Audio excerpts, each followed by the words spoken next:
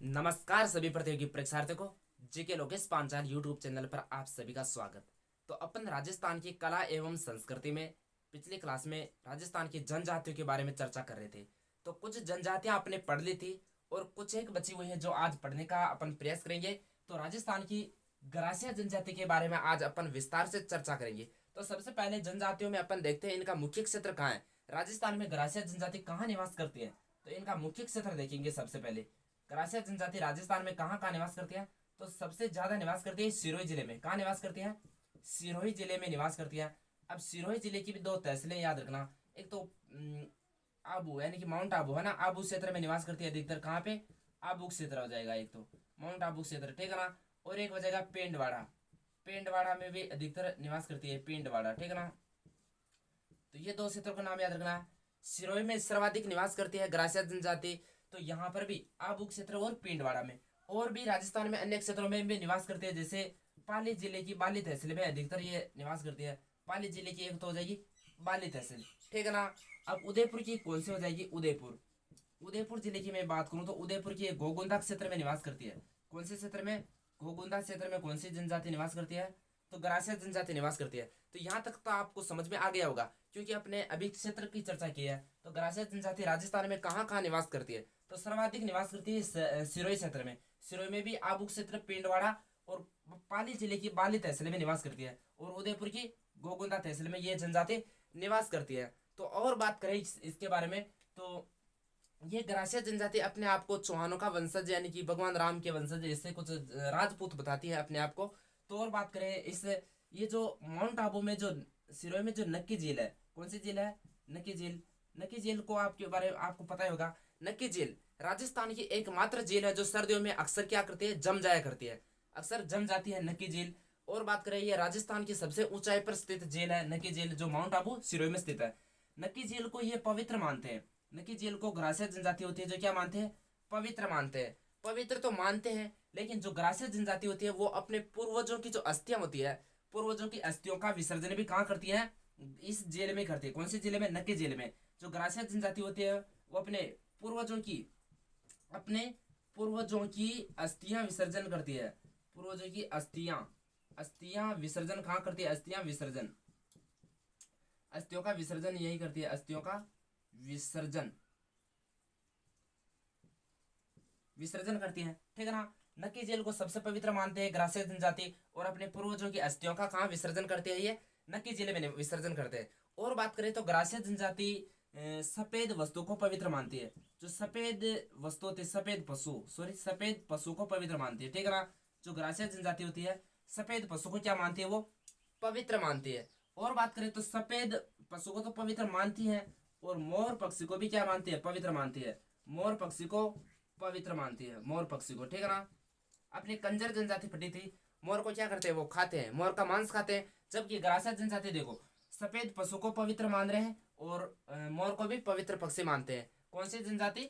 गरासिया जनजाति। तो गरासिया के बारे में कितना याद रखना? नक्की झील को पवित्र मानते हैं, अपने पूर्वजों की अस्थियों का विसर्जन नक्की झील में ही करते हैं, और सफेद जो पशु होते हैं सफेद पशु और को पवित्र मानते हैं, और मोर को भी पवित्र मानते हैं। तो ये गरासिया जनजाति के बारे में कुछ बातें थी। और बात करें इनके बारे में, तो गरासिया जनजाति के बारे में, तो इनके मेले कहाँ कहाँ लगते हैं? इनके मेले की बात करूं मैं, इनके मेले, गरासिया जनजाति के मेले कहाँ कहाँ लगते हैं? तो एक तो मेला लगता है इनका कोटेश्वर मेला। कौन सा मेला लगता है? कोटेश्वर मेला। कोटेश्वर मेला कहाँ लगता है? कोटेश्वर मेला अपने राजस्थान से बाहर लगता है। ये अंबाजी गुजरात में लगता है। कहाँ लगता है? अंबाजी गुजरात में लगता है। अंबाजी गुजरात में कौन सा मेला? कोटेश्वर मेला, ठीक है ना। एक मेला तो इनका ये याद रखना, कोटेश्वर मेला कहाँ लगता है? अंबाजी गुजरात में। और एक दूसरा मेला लगता है इनका गोर सियावा मेला। गोर सियावा मेला, गोर सियावा मेला कहते हैं इसे, या इसे मनखारो मेलो भी कहते हैं। क्या कहते हैं? मनखारो, मनखारो मेलो, मनखारो मेलो, मनखारो मेलो भी इसी मेले को कहते हैं। और इस मेले को गणगौर मेला भी कहते हैं। क्या कहते हैं? गणगौर, गणगौर मेला, गणगौर मेला। आखिरकार लगता कहाँ है ये? गरासिया जनजाति के कितने मेले? कोटेश्वर मेला अंबाजी गुजरात में लगता है, ठीक है ना। ये तो हो गया।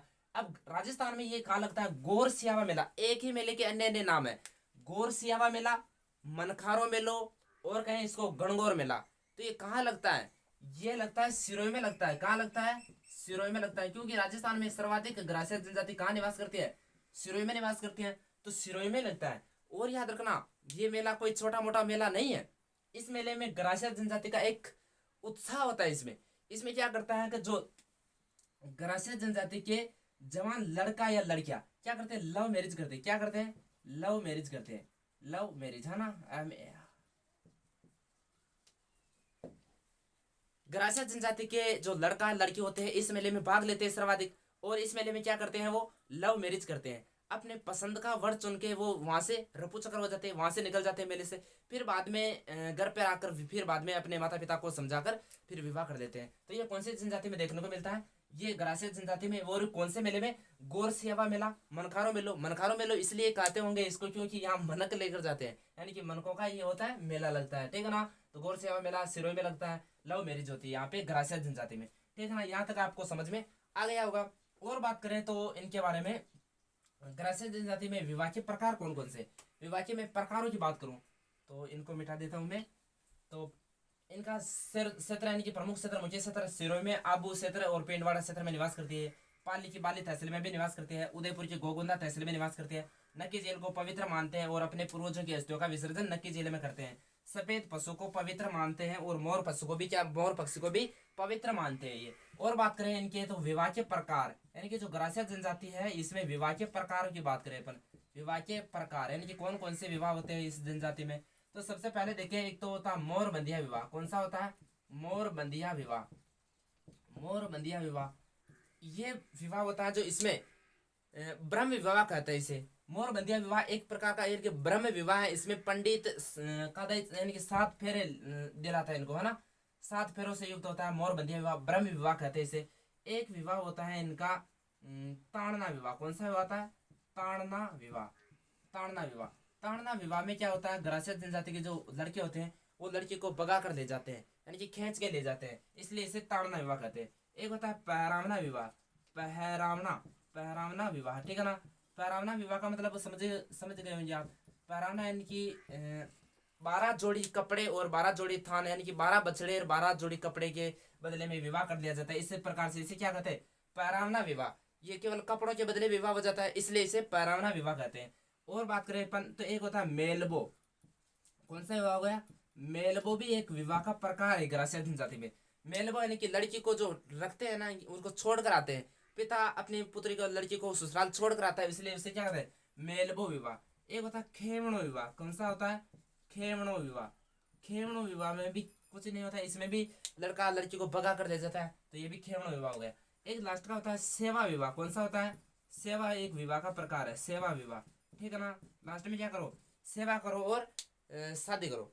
आ गया समझ में? सेवा करो और शादी करो। लास्ट का कौन सा हो जाएगा? सबसे पहले क्या अपने उनके जो ससुराल पक्ष में जो उनके माता पिता होते हैं लड़की के, उनके आराम से शादी करो, उनकी सेवा करो। सेवा अच्छी की है आपने तो वो यदि आपकी सेवा से वो प्रश्न है तो क्या कर देंगे? उनकी गुड़िया का विवाह आपके साथ कर देंगे। तो ग्रासीय जनजाति में एक भी एक विवाह का प्रकार होता है। सबसे पहले जो लड़का होता है उसको अपने ससुराल पक्ष में सेवा करनी होती है। अब सेवा में कुछ भी कर सकता है वो, जो लड़की वो उसके जो काम बताए वो करते हैं, ठीक है ना। अब सेवा अच्छी सेवा करते हैं तो फिर बाद में उसके साथ शादी कर देते हैं। यदि अच्छी सेवा नहीं करते हैं तो फिर बाद में ऐसे आना पड़ता है हाथ हिलाते हिलाते। तो ये विवाह के प्रकार हो गए। इसमें विवाह के कितने प्रकार? लगभग 6 प्रकार हो गए। मोर बंदिया विवाह ये ब्रह्म विवाह होता है जिसमें 7 फेरे लिए जाते हैं। ताड़ना विवाह इसमें खींच के लाए जाते हैं, यानी भगा कर ले जाते हैं। पहरावना विवाह 12 जोड़ी कपड़े और 12 बछड़े देकर विवाह कर लिया जाता है। मेलबो यानी कि इसमें जो लड़के का पिता होता है वो उसको मेल कर आता है, इसलिए मेलबो विवाह हो गया। खेमणो इसमें भी लड़का खींच कर ले जाता है, यानी कि भगा कर ले जाता है। सेवा विवाह आप समझ गए, ठीक है ना। तो ये तो हो गए ग्रासीय जनजाति में विवाह के प्रकार हो गए। अब बात करते हैं, अब इनमें 2 आता है गमेती ग्रासिया और बात करें बेल ग्रासिया। अब वो क्या होता है तो देखना इधर, ग्रासिया ग्रासिया है ना। ग्रासिया तो पुरुष है, ग्रासिया पुरुष, ग्रासिया पुरुष समझ में आ गया ना। पुरुष कौन है? ग्रासिया है। और बील महिला है, बील महिला है। तो महिला तो कौन सी हो गई? किस जाति की होगी? बिल होगी। और पुरुष कौन सा हो गया? पुरुष ग्रासिया हो गया। तो इनसे दोनों से जो संतान उत्पन्न होगी उसे क्या कहेंगे? बील ग्रासिया कहेंगे। क्या कहेंगे उन्हें? बील ग्रासिया। आया समझ में? हाइब्रिड हो गया है। क्या हो गया? एक प्रकार से हाइब्रिड हो गया यानी कि संचरण हो गया, एक दूसरी एक दो दो दो जातियों का क्या हो गया इसमें मेरे मिलाप हो गया, तो बेल ग्रासिया कहेंगे इसे, क्या कहेंगे, बेल ग्रासिया, बेल ग्रासिया कहेंगे इन्हें। आया समझ में यहाँ पे, यानी कि पुरुष तो कौन है, ग्रासिया, और महिला कौन है, बेल, यानी कि बेल ग्रासिया दोनों जो विवाह करते हैं फिर बाद में जो उनसे जो पुत्र प्राप्त होता है उन्हें क्या कहते हैं, बेल ग्रासिया कहते हैं, यानी कि एक प्रकार से हाइब्रिड हो गया यहाँ पे, ठीक है ना, संचरण होकर। फिर बाद में बात करते हैं अब गमेती ग्रासिया किसे कहते हैं, गमेती ग्रासिया, ठीक है ना, एक होता है इनमें गमेती ग्रासिया, गमेती ग्रासिया, याद रखना है। तो बेल ग्रासिया कितने कहेंगे और गमेती ग्रासिया कितने गई, बेल ग्रासिया समझ में आ गया होगा आपको, यानी कि पुरुष, यानी कि ग्रासिया पुरुष है और बेल महिला, तो उन दोनों से जो उत्पन्न संतान होगी उसे क्या कहेंगे, बेल ग्रासिया कहेंगे। और गमेती ग्रासिया किसे कहेंगे, बेल तो पुरुष है, यानी कि बेल पुरुष, बेल पुरुष, जस्ट इसका उल्टा करना है, ठीक है ना, बेल पुरुष हो गया और ग्रासिया महिला हो गई, ग्रासिया महिला, बेल पुरुष प्लस ग्रासिया महिला के द्वारा जो संतान होती है, उत्पन्न जो संतान होती है वो क्या क्या आगे चलकर वो उसे गमेती ग्रासिया कहते हैं। तो इनमें दो याद रखना है, इनमें गमेती ग्रासिया किसे कहेंगे और बेल ग्रासिया किसे कहेंगे, आ गया होगा समझ में। इसका जस्ट उल्टा करना है, ग्रासिया पुरुष है और बेल महिला है, तो उनसे उत्पन्न जो संतान होगी उसे बेल ग्रासिया कहेंगे, ठीक है ना। और गमेती ग्रासिया किसे कहेंगे, बेल पुरुष है और ग्रासिया महिला है, इनसे जो उत्पन्न संतान होगी उसे गमेती ग्रासिया कहेंगे, ठीक है ना। और इनमें कुछ एक प्रकार इनमें भी श्रेणियां होती है, यानी कि ग्रासियों की श्रेणी होती है, तीन प्रकार की श्रेणी होती है। एक प्रकार की यानी कि मोट की नियात के ग्रासिया, कौन सी, मोट की नियात के ग्रासिया, मोट की नियात के ग्रासिया, ठीक है ना। इनमें भी श्रेणियां होती है ग्रासियों की, ग्रासिया, एक तो हो गई मोट की नियात के ग्रासिया, ठीक है ना। और एक दूसरी श्रेणी होगी नैन की नियात की ग्रासिया, नैन की, नैन की नियात, नैन की नियात की ग्रासिया, ठीक है ना, नैन की नियात की ग्रासिया। और तीसरी है निचली नियात की ग्रासिया, निचली नियात की ग्रासिया। तो ये मतलब तीनों क्या है, इनकी श्रेणियां, ये तीन ही दे दे और कोई दूसरा दे दे तो इनमें से मतलब ग्रासिया जनजाति से संबंधित नहीं है। तो यदि आपको ये पता है यानी कि ये ग्रासिया जनजाति की क्या है, तीन प्रकार की श्रेणियां, तो उन कौन कौन सी है, एक तो मोट की नियात की ग्रासिया होती है, ये उच्च श्रेणी होती है, इससे मतलब ये ग्रासियों की क्या है, ये उच्च श्रेणी है। और नैन की नियात यानी कि ये मध्य श्रेणी है, ठीक है ना, ये मध्य है। और ये निचली लिखे रखा है यहाँ पे, निचली नियात की ग्रासिया, तो ये ग्रासियों की भी क्या होती है, कुछ श्रेणियां होती है, ठीक है ना। यहाँ तक आपको समझ में आ गया होगा। और बात करें इनकी कुछ शब्दावली तो ज्यादा है नहीं, लेकिन जो जो मृत्यु का जो स्मारक बनाते हैं, मृत्यु का स्मारक बनाते हैं उसे क्या कहते हैं, स्मारक, मृत्यु ग्रासिया जनजाति में जो मृत्यु का स्मारक बनाते हैं उसे हुर्रे कहते हैं, क्या कहते हैं, हुर्रे। आया समझ में आपको। जो ग्रासिया जनजाति होती है उसमें मृत्यु के बाद में जो स्मारक बनाया जाता है उन्हें क्या कहा जाता है, हुर्रे कहा जाता है। और इनका मुखिया क्या होता है, यानी कि जो ग्रासिया जनजाति होती है इनमें मुखिया को क्या कहा जाता है, मुखिया को याद रखना, मुखिया को कहा जाता है सहलोत, सहलोत क्या कहा जाता है, सहलोत कहा जाता है। आया समझ में, यानी कि जो ग्रासिया जनजाति में जो मुखिया होता है उन्हें क्या कहा जाता है, सहलोत कहा जाता है। और मृत्यु के बाद में जो स्मारक बनाया जाता है उसे क्या कहते हैं, हुर्रे कहा जाता है।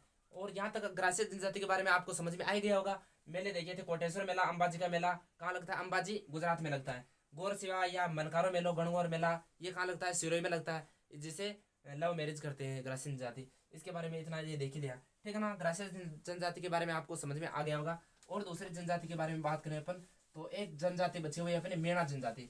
और ये याद रखना, ये जो जनसंख्या की दृष्टि से राजस्थान की तीसरी सबसे बड़ी जनजाति है ग्रासिया, ठीक है ना। सबसे बड़ी तो हो जाएगी मेणा, उसके बाद में बेल हो जाएगी, और तीसरी सबसे बड़ी जनजाति कौन सी है जनसंख्या में, ग्रासिया।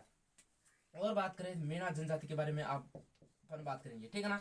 मेणा जनजाति, तो मेणा जनजाति के बारे में क्योंकि ज्यादातर प्रश्न आते हैं नहीं, क्यों नहीं आते, क्योंकि यह जनजातियों से बहुत आगे निकल चुकी है। मेणा जो जनजाति है ये जनजातियों से भी बहुत आगे निकल चुकी है, इसलिए इसे यहाँ से प्रश्न नहीं पूछा जाता है। यानी कि जनजातियां और ये जातियां अलग अलग क्यों है, क्योंकि जनजातियां मुख्य समाज धारा से बिल्कुल पिछड़ी हुई है, मुख्य समाज धारा से ये पिछड़ी हुई है, इसलिए इनको मुख्य समाज धारा में जोड़ने के लिए जनजातियों को क्या दिया गया है, एक तो इनको ये आरक्षण का प्रावधान किया गया है, और भी इनको अलग से सीटें रिजर्व रहते हैं इनकी, इसलिए है। तो ये सबसे शिक्षित जनजाति है मेणा जनजाति। तो मेणा शब्द की बात करें अपन, मेणा शब्द किससे बना है, मेन शब्द से बना है, किससे बना है, मेन शब्द से बना है। और मेन आप भी जानते हो मेन यानी क्या होता है मछली, मेन का अर्थ क्या होता है मछली। तो मेना शब्द की उत्पत्ति मेन शब्द से हुई है, किससे हुई है, मेन शब्द से हुई है। मेन शब्द का अर्थ होता है मछली, ठीक है ना। और जो मेना होते हैं ना, मेना अपने आप को यानी कि मत्स्य अवतार का अवतार मानते हैं। मेना अपना किसको अवतार मानते हैं, भगवान विष्णु ने 10 अवतार दिए थे। कितने अवतार दिए थे, 10 अवतार दिए थे। तो एक उनमें से मत्स्य अवतार भी था, यानी कि 10 अवतार, तो 10 अवतार है भगवान विष्णु के, लेकिन एक अवतार अभी बाकी है। कौन सा अवतार, कल की अवतार अभी लिया नहीं है भगवान विष्णु ने, ठीक है ना। 9 अवतार ले चुके हैं वो। तो इनमें से एक मत्स्य अवतार हो जाएगा। कौन सा अवतार, मत्स्य अवतार, मत्स्य अवतार लिया था भगवान विष्णु ने। तो ये मेणा भी मत्स्य, भगवान मत्स्य यानी कि अपने आप की ये मत्स्य अवतार का संतान मानते हैं, इनकी उत्पत्ति मत्स्य अवतार से मानते हैं, ठीक है ना। और बात करें तो मेणा जनजाति में इनके मुख्य क्षेत्रों की बात कर लेते हैं अपन। मेणा जनजाति अधिकतर राजस्थान में कहाँ कहाँ निवास करती है, मुख्य क्षेत्र, ठीक है ना। मुख्य क्षेत्र की बात करें अपन तो पूर्वी राजस्थान में अधिकतर देखने को मिलती है। पूर्वी राजस्थान में, पूर्वी राजस्थान में भी कहाँ कहाँ, जयपुर, सवाई माधोपुर, दौसा, ठीक है ना। जयपुर, जयपुर, दौसा, भरतपुर में, सवाई माधोपुर, इधर टोंक में, इधर देखने को मिलती है। और प्रश्न आता है राजस्थान में यानी कि जनसंख्या की दृष्टि से सबसे प्रथम यानी कि सबसे बड़ी जनजाति है, सबसे बड़ी जनजाति है ये जनसंख्या की दृष्टि से राजस्थान की, ठीक है ना। जनसंख्या में पहला स्थान इनका आता है। और राजस्थान में सर्वाधिक मेणा जनजाति कहाँ निवास करती है, सर्वाधिक मेणा जनजाति कहाँ निवास करती है, तो उदयपुर में।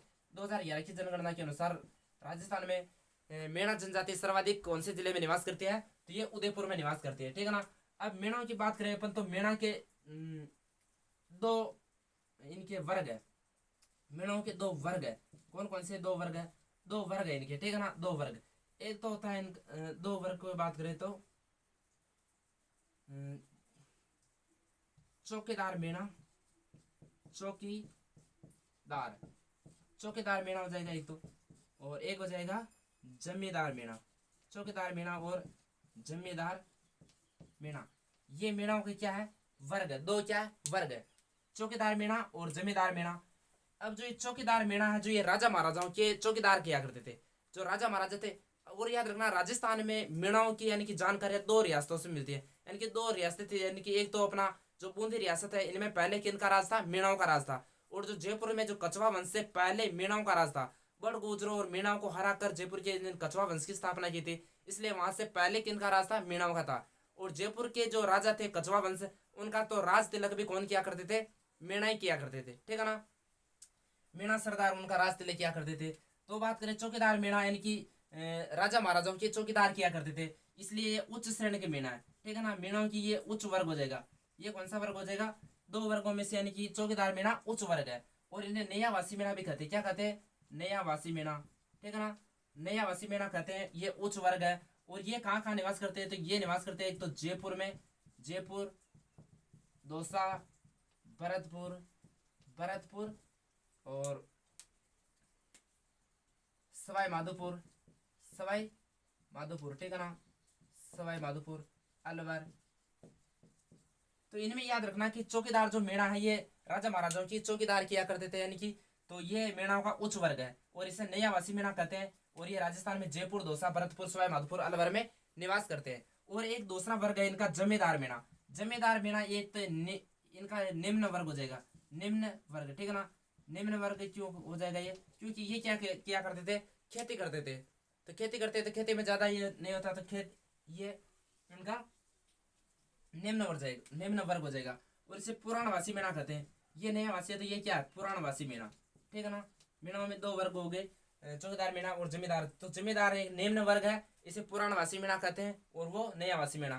तो ये सर्वाधिक कहाँ निवास करते हैं, ये दक्षिणी राजस्थान में निवास करते हैं। कहाँ पे, दक्षिणी राजस्थान में। दक्षिणी राजस्थान में भी कहाँ पे, सर्वाधिक उदयपुर में निवास करते हैं, सर्वाधिक उदयपुर में। अब प्रश्न है राजस्थान में सर्वाधिक मेणा जनजाति कौन से जिले में निवास करती है, तो वो करती है उदयपुर जिले में, ठीक है ना। उदयपुर जिले में निवास करते हैं, वो तो अलग से। और ये निम्न वर्ग यानी कि सर्वाधिक उदयपुर, बांसवाड़ा, डूंगरपुर, ठीक है ना। यहाँ पे कौन सी जनजाति निवास करती है, मेणा जनजाति निवास करती है, डूंगरपुर। और मेणाओं के बारे में बात करें तो मेणा के जो मुखिया होता है उसे क्या कहते हैं, मुखिया को क्या कहा जाता है, पटेल कहा जाता है। क्या कहा जाता है, मुखिया को पटेल कहा जाता है, ठीक है ना। मुखिया को पटेल कहा जाता है। 5 पंचायतों का क्या होता है, ये पटेल होता है। तो ये कुछ निर्णय लेता है, इसलिए इनको कहा जाता है। यहाँ तक आपको समझ में आ गया होगा। ये मिटा देता हूँ मैं। 2 वर्ग पड़े अभी इनके, इनकी मत्स्य अवतार से उत्पत्ति मानते हैं। उच्च वर्ग यानी कि जमींदार मेणा और चौकीदार मेणा। उच्च वर्ग कौन सा है इनमें से? तो चौकीदार मेणा, ठीक है ना। और बात करें इनके बारे में अपन, तो इनमें कुछ आंदोलन चले थे। जैसे 1924 में 1924 में एक आंदोलन चला था, criminal tribes criminal criminal tribes tribes ठीक है ना। क्रिमिनल ट्राइब्स एक एक्ट आया था, ये 1924 में चला था। फिर बाद में 1930 में जाके एक क्या बना इनमें, जराइम पेशा कानून बनाया था। एक जराइम पेशा कानून।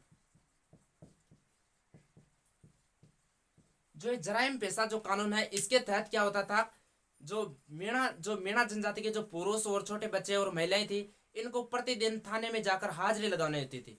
प्रतिदिन कहाँ जाना? थाने में जाना है और वहां पर क्या लगवानी है? हाजिरी लगवानी है। तो ये इनके लिए एक अच्छा कानून नहीं था। तो ये जराइम पेशा कानून कब बना था? 1930 में बना था।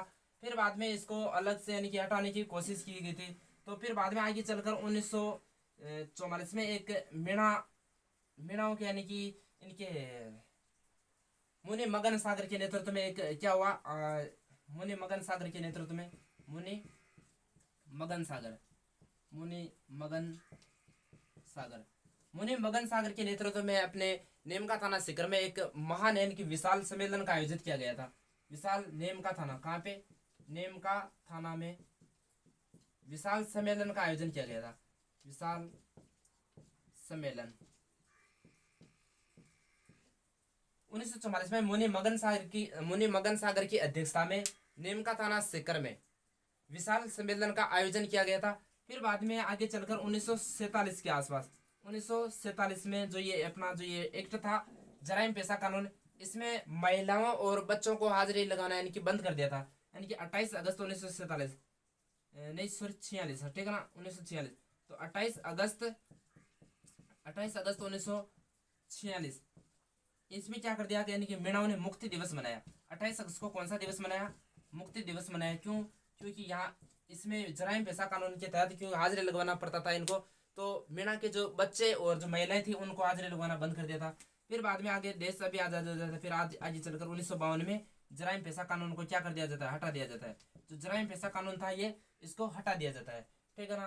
तो मीणा जनजाति राजस्थान की सबसे शिक्षित जनजाति है, सबसे शिक्षित जनजाति हो जाएगी, सबसे शिक्षित जनजाति है। और मुनि मगन सागर थे, इन्होंने मीणाओं की 5200 गोत्र बताई है। कितने गोत्र बताई है?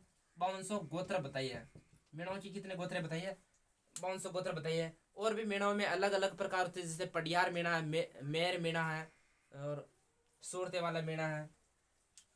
तो मीणा जनजाति में ज़्यादा प्रश्न आते नहीं है। जो सर्वाधिक प्रश्न आने की संभावना थे भील जनजाति से और ग्रासिया शहरियों से, डामोर से, इनसे ज़्यादा प्रश्न आते हैं। तो आशा करता हूँ दोस्तों, ये जो अपन जनजातियों की जो श्रृंखला अपन जो पढ़ रहे थे ये आज पूर्ण हो गई है। तो ज़्यादा से ज़्यादा वीडियो को अपने दोस्तों के साथ शेयर करें और चैनल को भी नए हो तो सब्सक्राइब करें। जय हिंद दोस्तों, और हौसला देते रहिए, आगे भी इसी प्रकार से अपन पढ़ते रहेंगे।